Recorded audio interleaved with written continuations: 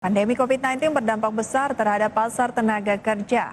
World Economic Forum atau WEF membuat survei pekerjaan-pekerjaan apa saja yang akan digantikan di 2025 mendatang dengan adanya disrupsi teknologi besar-besaran. Nah, apa sajakah itu pemirsa? Berikut informasinya untuk Anda.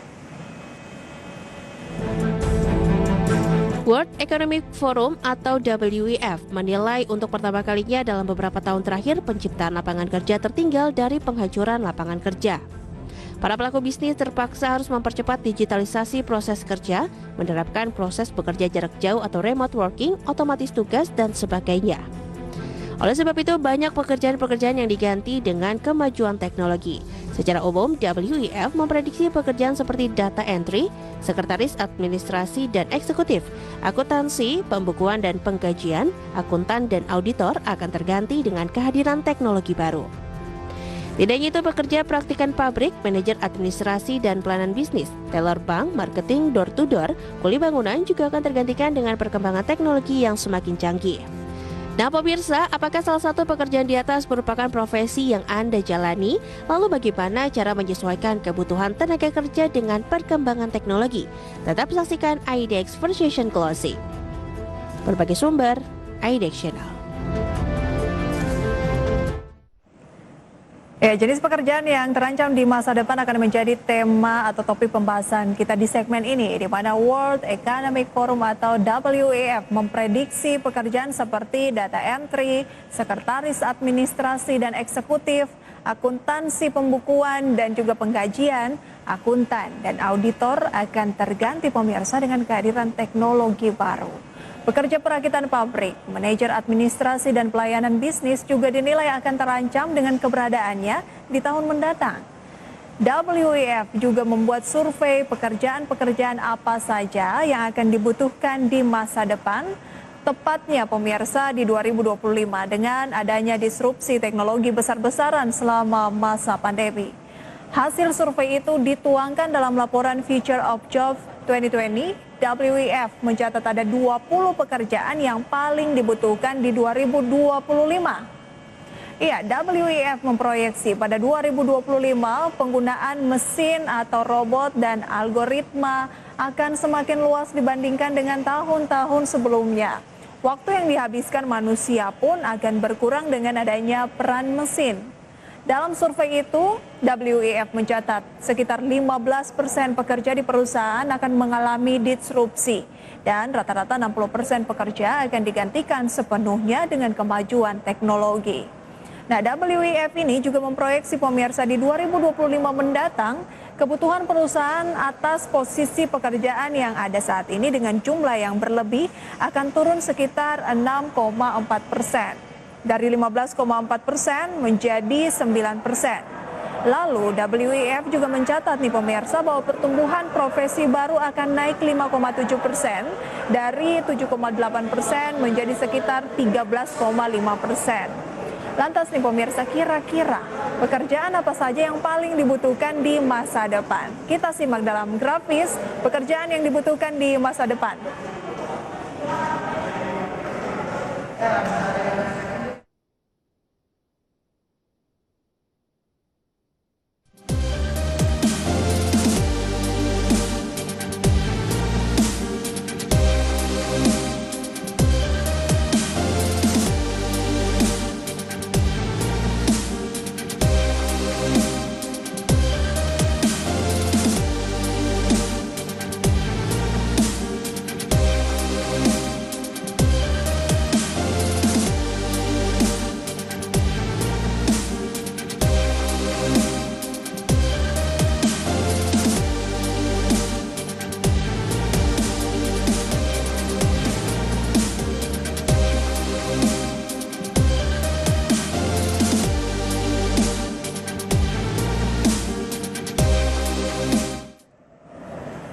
Itu dia pemirsa, banyak yang digadang-gadang akan tergantikan, tetapi banyak juga yang diprediksi akan menjadi profesi baru. Nah, salah satu pekerjaan yang dibutuhkan di masa depan adalah fintech engineers atau teknisi fintech.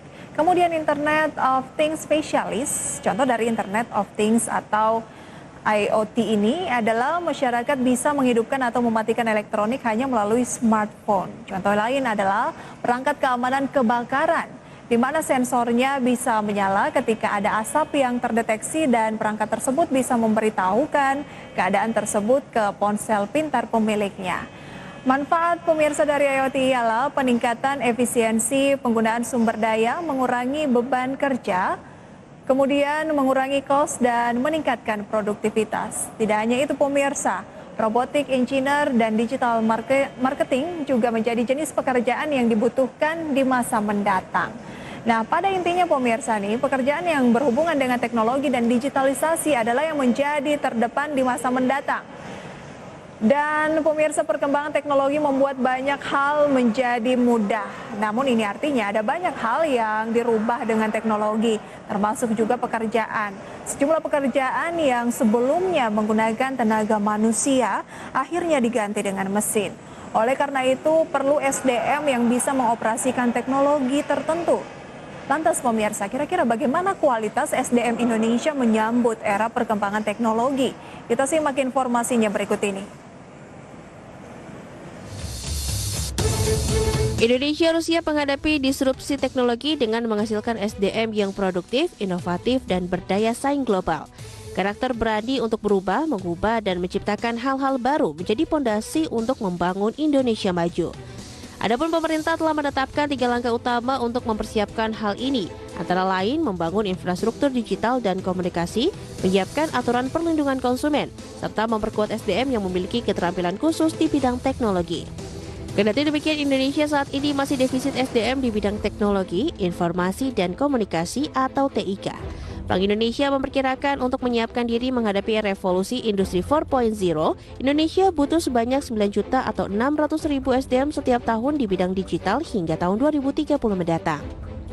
Terlebih berdasarkan riset International Institute for Management Development 2020, kesiapan SDM Indonesia untuk bertransformasi digital baru mencapai peringkat ke-45. Posisi tersebut jauh tertinggal dari Singapura dan Malaysia yang masing-masing berada di peringkat pertama dan ke-18.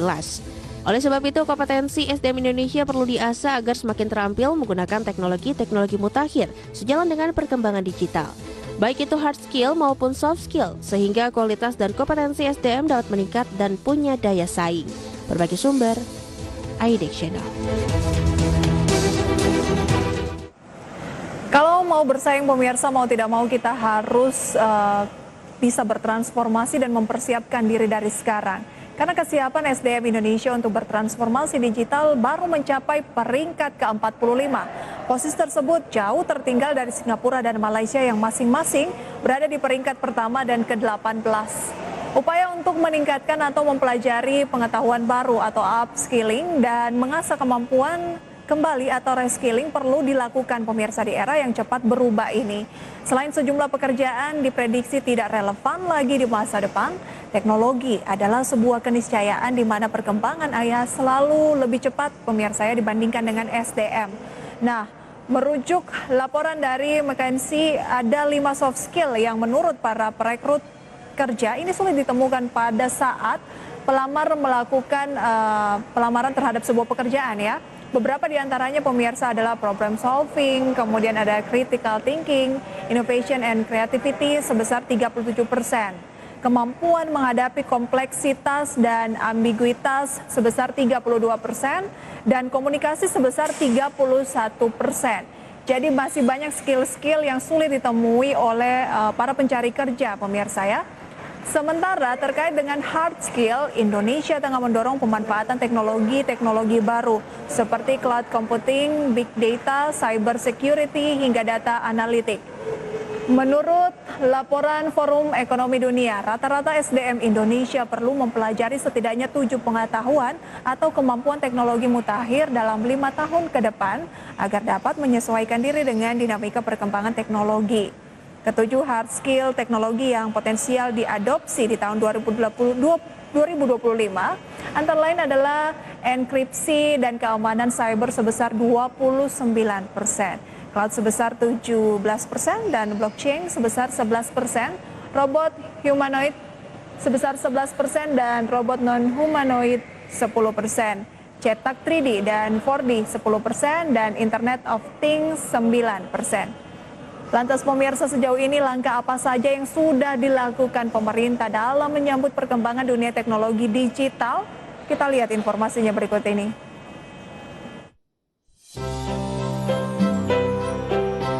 Dunia saat ini tengah menghadapi era revolusi industri 4.0 di mana perkembangan teknologi digital semakin masif dan cepat.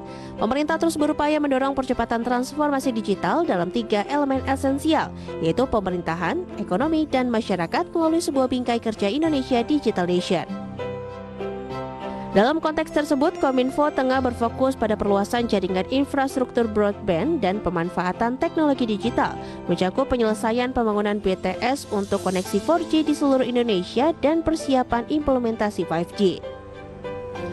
Sementara infrastruktur aplikasi menyasar pada fasilitas dan akselerasi pada sektor-sektor prioritas nasional dengan pengembangan solusi digital berbasis aplikasi.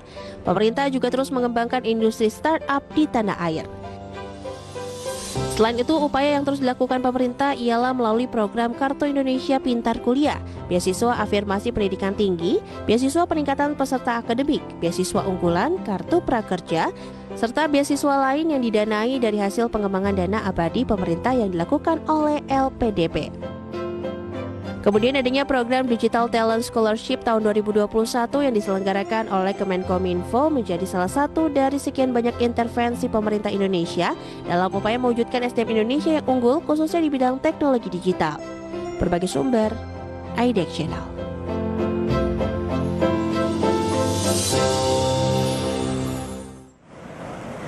Sudah banyak program yang disediakan oleh pemerintah. Sebagai masyarakat yang tidak ingin tertinggal akan perkembangan dunia teknologi, pemirsa, mulai sekarang Anda bisa mengikuti program-program tersebut.